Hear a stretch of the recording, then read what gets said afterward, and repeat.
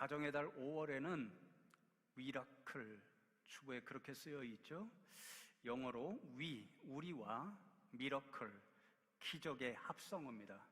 우리가 기적이다. 그래서 5월 한 달 우리가 기적입니다, 이런 주제로 말씀을 전해드리려고 합니다. 사실 이 말은 제가 만들어낸 말이 아니고 지난주에 우연히 한 TV 프로그램을 보면서 알게 된 그런 말입니다.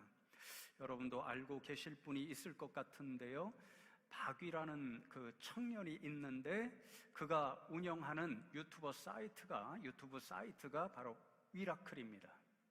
이 청년은 지금 휠체어를 타고서만 제대로 움직일 수 있는 매우 심각한 장애인 청년입니다.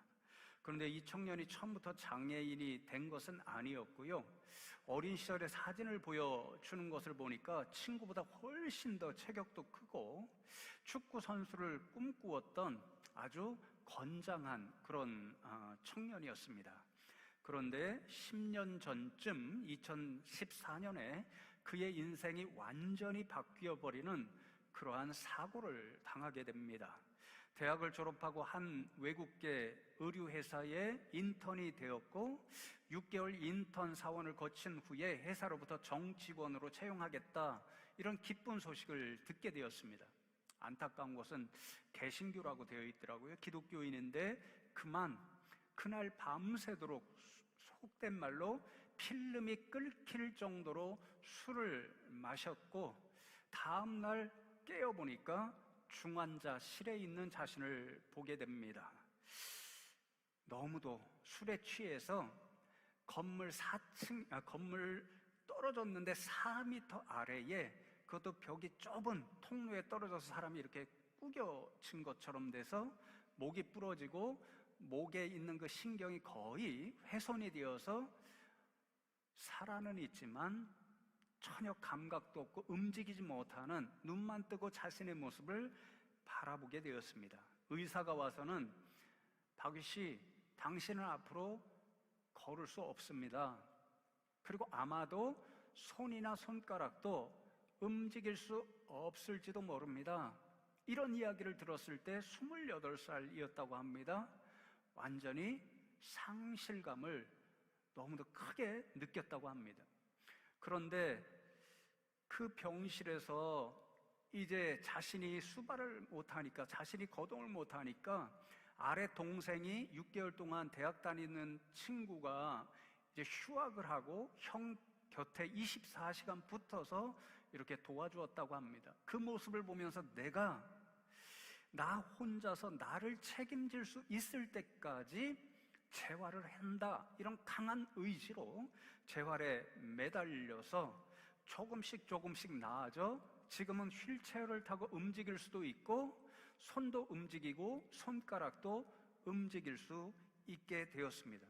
그래서 지금은 자신과 같은 장애인의 시선으로 세상을 바라보아서 세상을 더 많은 사람들이 아름답게 누릴 수 있는 그런 일로 만들어가자는 그런 뜻으로 미라클이라고 하는 유튜브 사이트를 운영하는 유튜버가 되었고, 자신과 같이 정말 힘겨운 사람들에게 희망과 위로의 메시지를 들려달라고 하는, 곳곳에서 부를 때에 달려가서 강연하는 그런 삶을 살고 있었습니다.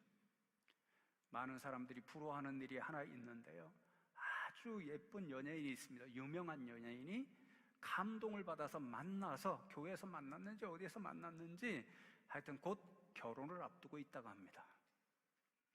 그의 이야기를 들으면서 중간중간 저도 모르게 눈물이 흘렀는데 마지막 두 마디가 참으로 인상적이었습니다. 하나는 옆에 있는 출연자들에게 이제 자신의 손과 손가락을, 특별히 엄지손가락을 이렇게 움직이는 것을 보여주면서, 전에는 전혀 힘을 쓸 수도 없고 물병 같은 거 이렇게 들어 올릴 수도 없고 손가락도 움직일 수 없었는데 눈물의 재활을 통해서 이제 들을 수도 있고 움직일 수 있게 되었다, 이렇게 이야기하면서 이전에 사고를 당하기 전에 이렇게 움직일 수 있다는 것이 얼마나 놀랍고 감사한 일이었는데 그것을 깨닫지 못하고 있다가 이렇게 다치고 나서야 움직일 수 있는 것 자체가 얼마나 감사하고 놀라운 일인지를 알게 되었다. 이렇게 고백합니다.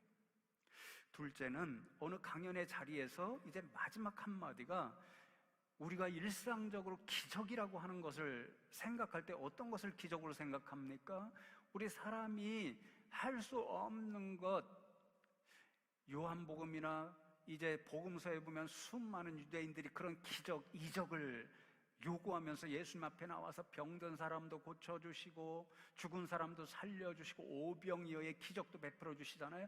우리는 그런 것을 기적이라 생각합니다. 그런데 이 바귀 청년이 깨달은 게 무엇이냐면요, 자신이 휠체어에서 벌떡 일어나서 완전히 회복된 젊은 청년으로 걷는 것이 기적이 아니라 이렇게 휠체어를 타고 움직일 수 있는 것 자체가 자신이 경험하는 매일의 기적이다.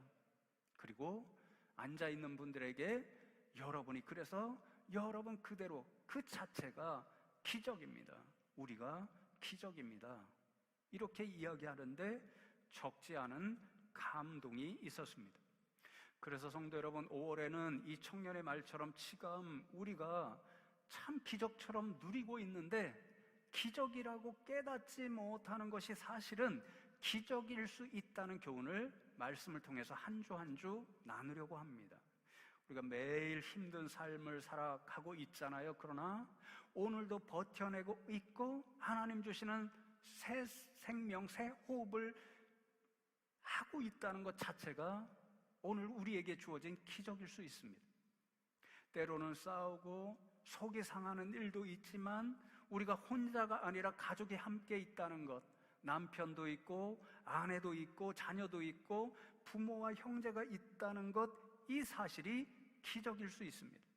세상으로부터 미움을 받고 왠지 오면은 보기 싫은 사람도 있을 수 있지만 오늘도 예수 그리스도의 이름으로 한 형제와 자매가 되어서 이 자리에 모여 하나님 앞에 함께 예배드릴 수 있다는 것 자체가 기적일 수 있습니다. 오늘 이제 예배 끝쯤에 15분의 분들이 예수를 그리스도로 고백하며 세례를 받습니다. 4명의 유아들도 있고요, 1명의 아동부, 그리고 또 입교하는 아이들 4명, 또 6명의 아이들과 우리 어르신들이 세례를 함께 이 자리에서 받는다. 오늘날 교회가 너무도 어려운데 사실 깨닫지 못해서 그렇지 기적일 수 있습니다. 그래서 한 달간 이런 말씀들을 함께 생각하며 우리가 지금 누리고 있는 것이 참 기적일 수 있다, 이런 생각을 함께 나누고, 특별히 오늘은 세례 예식이 있기 때문에 우리가 잊고 살지만 우리가 이미 세례 받았다는 것 자체, 그리고 오늘 세례 받는다는 것, 이 일이 놀라운 기적이다, 진짜 기적이다.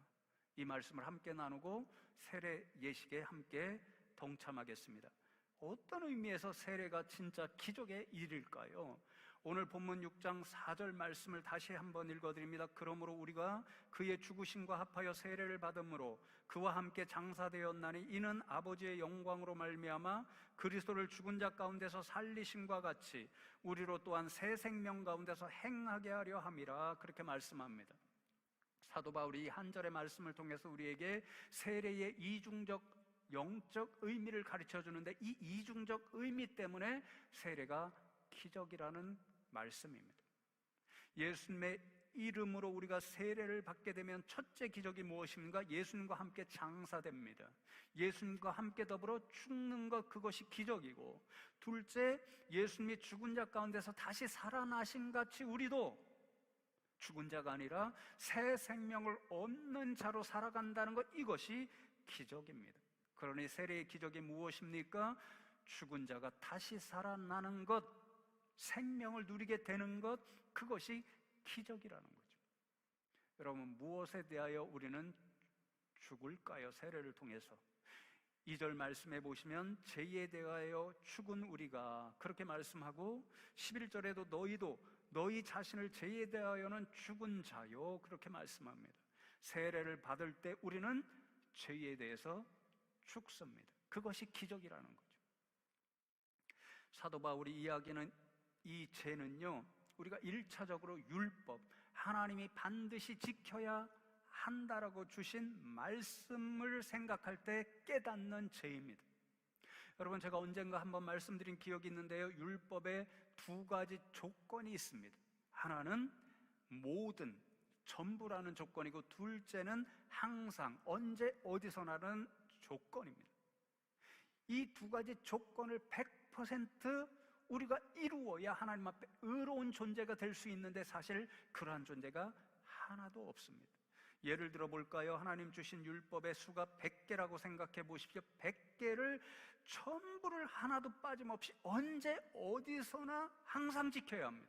그래야 죄를 짓지 않고 의로운 백성이 될 수 있습니다. 그런데 여러분 생각해 보십시오. 100개를 다 지키지 못하고 99개는 지켰는데 1개를 못 지켰습니다. 99점이죠. 다 서울대 갈 수 있죠. 얼마나 놀라운 점수인지 모릅니다. 그런데 하나님 주신 말씀 율법의 99개는 성적이 좋다가 아니라 1개 못 지킨 것 때문에 죄인이 되고 하나님 앞에 서면 죽습니다. 또 다른 예, 하나님이 우리에게 사랑하라는 말씀을 주셨죠. 여러분의 생애 일생 동안 누구든지 다 미워하지 않고 사랑했습니다. 그런데 어느 날 나도 모르게 어떤 인생을 봤는데 그날따라 밉습니다. 마음에서 미움이 생겨납니다. 그러면 다 소용이 없습니다. 수십 년 동안 다 지킨 게 소용이 없고 그 한 번 때문에 우리는 죄를 지은 것이고 하나님 앞에 서면 죽습니다. 율법은 100% 완벽을 요구하지만 우리 인생은 너무도 연약해서 한 사람도 100% 지킬 수 없고 그 이유 때문에 하나님의 앞에 서면 죄인이고 죽게 되는 거죠. 하나님께서 우리를 불쌍히 여기셔서 놀라운 은혜를 베풀어 주셨습니다. 독생자 예수님을 세상에 보내주셨고 예수님이 우리의 모든 죄악을 대신 짊어지시고 십자가에 그 죄를 못 박음과 동시에 자신도 못 박혀서 죽으셨습니다. 그래서 예수님을 믿고 세례를 받으면 예수님께서 십자가에서 흘리신 보혈로 우리의 죄를 말갛게 씻어 주십니다. 세례를 받을 때 다 물로 세례를 받지요. 그게 무슨 의미입니까? 예수님의 보혈로 우리가 예수님 믿기 이전에 지었던 모든 죄를 용서받는다, 깨끗이 씻음을 받는다, 그런 뜻입니다.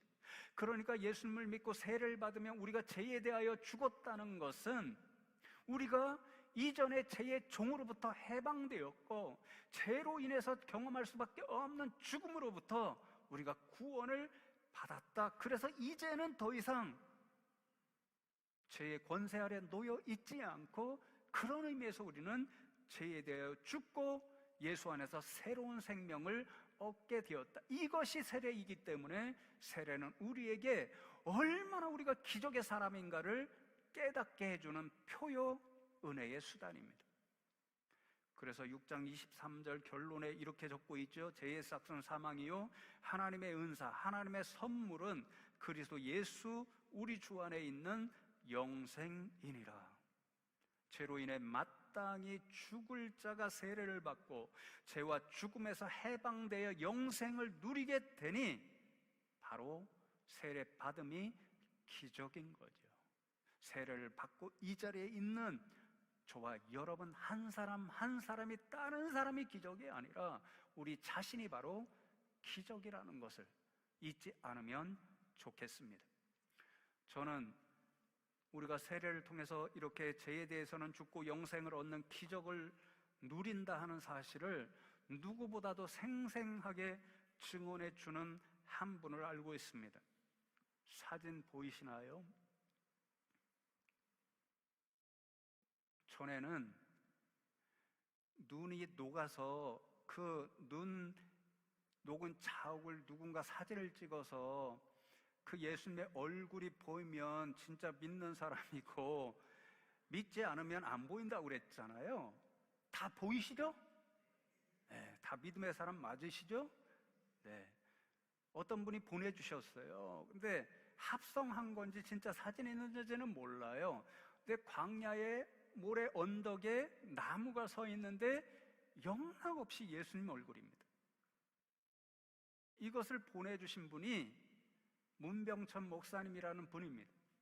이제 저보다 나이가 훨씬 많으셔서 은퇴하신 목사님인데 저와 함께 신학교 동기입니다. 신학교 3년 동안 같이 공부했습니다. 또 저랑 모교가 같습니다. 이분을 처음 신학교에서 만나 보는데요, 무서워서 쳐다볼 수가 없습니다. 눈썹이 너무 짙고요, 눈에 부리부리해서, 우리 아이들이 저보다 예쁘니까 쳐다보시는데 저를 쳐다보셔야 돼요. 너무 무서워서요, 쳐다볼 수가 없어요. 완전히 쫄았어요. 근데 나중에 알고 보니까 그럴 사연이 있습니다. 이분이요, 별 6개를 다신 육성 장군입니다. 육성 장군이 있나요? 없습니다. 오성 장군, 원수밖에 없죠. 우리나라는 대통령입니다. 그런데 이분이 신학교 들어오기 전에 전과 6범이었습니다. 별 6개 다른 거죠. 1972년에 처음 들어가셔서 1990년에 마지막으로 출소하셨는데 무려 15년 8개월을 감옥에서 사시고 그 중간에 제대로 세상에 있었던 적은 4년 4개월이었다고 합니다. 이분이 머리가 좋으셔서요, 감옥에서 나올 때마다 내가 이제는 이 좋은 머리를 갖고 엉뚱한 죄를 저질러서 감옥에 절대로 오지 않겠다, 새로운 삶을 살겠다, 이렇게 다짐하고 또 다짐했는데 자신도 모르게 또 죄를 짓고 감옥에 들어와 있는 자신을 바라볼 때마다 자신에게 완전히 절망하고, 그래서 자포자기한 삶을 살고 있었습니다. 그런데 우연히 전에 장영달 국회의원이라는 사람이 있었습니다. 이분이 정치범으로 감옥에 와 있는데 이 목사님 옆방에 있었습니다. 그래서 서로 이야기를 나누다 보니까 이 장영달 그 국회의원이 예수 믿는 사람이었고 불쌍해서 성경책을 한 권 주시면서 이 성경책 읽고 예수를 믿으시오, 이렇게 전도합니다. 그래서 감옥에서 읽고 할 일이 하나도 없으니까 성경책만 읽었습니다. 성경책을 통해 예수님을 알게 되었습니다. 예수님을 만났습니다. 예수님을 믿는 기적이 일어났습니다. 그래서 자신이 만난 예수, 그분의 사람으로 일생 동안 살겠다고 작정하고 이제 신학교에 가고, 그리고는 신대원에 오셔서 저와 함께 3년 공부하신 후에 목사가 되셨고, 인터뷰 한번 찾아보십시오. 나 같은 전과자도 새롭게 새 출발을 할 수 있고 거듭날 수 있다는 그 희망을 오늘도 감옥에 있는 분들에게 전하는 교도소 사역, 요새 선교라 해라는 사역을 지금도 하고 계십니다. 여러분, 전과 6범도 예수를 믿고 세례를 받으면 이전의 죄에 대해서는 죽고 그 죄로부터 구원받아 새 생명을 누리게 되니 세례가 기적입니다. 마찬가지로 저와 여러분도 마땅히 죽어야 할 죄인인데 세례받고 영생을 얻어서 이 자리에 있으니 저와 여러분 한 사람 한 사람도 기적입니다. 세례를 통해 기적을 맛보는 우리는 이제 어떻게 살아야 할까요? 돌아가셔서 6장 말씀을 전체 꼼꼼히 읽고 묵상해 보시면 좋겠는데요, 12절과 13절 말씀에 그러므로 너희는 제가 너희 죽을 몸을 지배하지 못하게 하여 몸의 사욕에 순종하지 말고, 또한 너희 지체를 불의의 무기로 죄에게 내주지 말고 오직 너희 자신을 죽은 자 가운데서 다시 살아난 자 같이 하나님께 드리며 너희 지체를 의의 무기로 하나님께 드리라, 그렇게 말씀합니다. 한마디로 우리는 세례를 받고 죄에 대하여 죽었으니 다시는 죄를 짓고 죄의 권세에 놓이는 사람이 되지 말라는 것입니다. 우리가 예수 믿고 거듭난 새 생명을 얻은 지체인데 그 지체를 다시는 죄의 도구로 내어주지 말고 하나님 원하시는 의의 도구로 만들어 가는 삶을 살라라고 교훈합니다. 그런데 여러분, 세상이 우리로 하여금 그렇게 살라고 쉽게 내버려 두나요? 쉽지 않습니다. 그러니까 우리는요, 세상에 살면서 매일을 죄의 유혹에 빠지지 않으려고 발버둥 치는 영적 전쟁을 수행하며 살아야 합니다. 여러분, 오늘날 세상을 보면 얼마나 죄의 유혹이 많은지 모릅니다. 여러분, 조금 전에 읽은 12절에 보면 몸의 사욕에 순종하지 말라. 사욕에 순종하는 것이 죄의 근본적인 원인 중에 하나라고 교훈합니다. 에피티미아, 욕심, 탐욕입니다. 그래서 야고보서 1장 15절에 보면 욕심이 잉태한 즉 죄를 낳고 죄가 장성한 즉 사망을 낳느니라. 똑같이 욕심이 이 에피티미아입니다. 세상에 얼마나 많은 욕심이 있습니까? 우리를 유혹합니까? 물질에 대한 욕심과 탐욕, 성공에 대한 욕심과 탐욕, 주인공이 되려는 욕심과 탐욕. 어떤 경우에는 좀 경계가 참 필요한 것 같은데 지혜롭게 그 경계를 정하기가 어렵습니다. 조금만 넘어가면 욕심, 탐욕에 사로잡혀서 세상의 사람들이 그 욕심과 탐욕에 넘어가서 얼마나 오늘도 죄를 많이 짓고 있는지 모릅니다. 우리의 감정은 어떠한가요? 누군가를 바라보면 참 좋고 예쁘고 그러다가도 어느 틈에 그 마음에 시기가 생기고 질투가 생기고 미움이 생기고 저 인생하고 내가 왜 살고 있지? 이런 마음이 드는 때가 얼마나 많은지 모릅니다. 그래서 우리는 오늘도 세상에 나가 죄의 유혹과 치열하게 영적 전쟁을 하며 살아가야 합니다. 말씀을 맺는데 이제 오늘도 부족한 사람이 자아 비판하면서 말씀을 맺으려고 합니다. 제가 사는 사택이요, 지금 엘리베이터를 교체하고 있습니다. 한 5주가 진행이 됩니다. 이게 요즘 저에게 죄의 유혹으로 다가옵니다. 때때로. 사택이 15층입니다. 조금 눈을 바꿔 생각하면 다리가 튼튼해지겠다 생각하는데요, 한번 해보십시오. 우리 교회, 저희 집에 오시면 차 한잔 대접해 드릴게요. 15층 꼭대기입니다. 매일 적게는 2번, 많으면 4번 그 이상 내려갔다 올라갑니다. 지난 수요일에는 새벽에 1번, 점심에 1번, 저녁에 1번, 수요 기도대 때문에 1번, 4번을 내려왔다 올라갔습니다. 다리가 아직도 시큰합니다. 무릎이 관절염 초기 증상이랍니다. 저녁 기도회 끝나고 올라가는데 저도 모르게 제 입에서 이씨 이런 욕이 나옵니다. 그리고는요, 한 열흘 전에 이 옛날 엘리베이터를 다 철거했는데 한 열흘 동안 공사를 안 해요. 뭔 일인지 몰라도. 그러니까 한 사람 한 번도 본 일이 없는데 그 엘리베이터 설치업자들에게 이놈들이 도대체 공사 안 하고 뭐 하는 거야? 이런 마음이 속에서 올라옵니다. 아이러니하지요. 방금 전에 하나님 앞에 은혜롭게 기도회를 인도한 목사가 15층 계단을 올라가면서 힘들어서 이씨라는 말이 나오고, 마음속에서는 알지 못하는 사람을 향해서 왜 뭐 하는 거예요 도대체, 이런 화도 나고 미움도 생기니,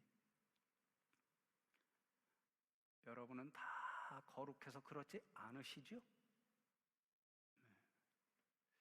자신 있게 대답 안 하시는 거 보니까 다 비슷한 것 같으네요. 우리가 이토록 연약한 인생입니다. 그러니 성도 여러분, 세상은 이런저런 모양으로 오늘도 우리에게 죄 지으라고 유혹합니다.